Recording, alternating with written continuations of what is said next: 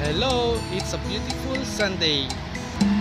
Well, bumili ako ng dalawang mulberry dito sa harap, malapit sa City of Noradal ng mga tanim.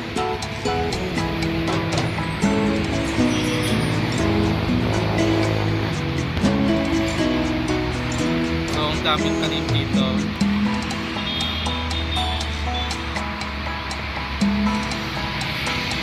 So, nabili ko yung mulberry na 200 pesos.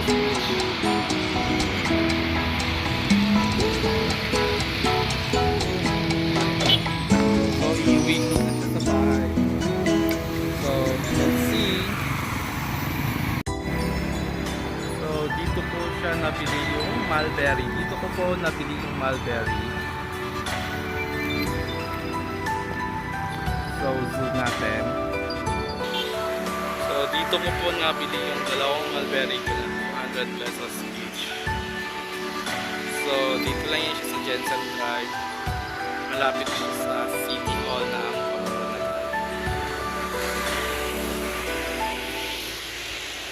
Hello, good afternoon once again.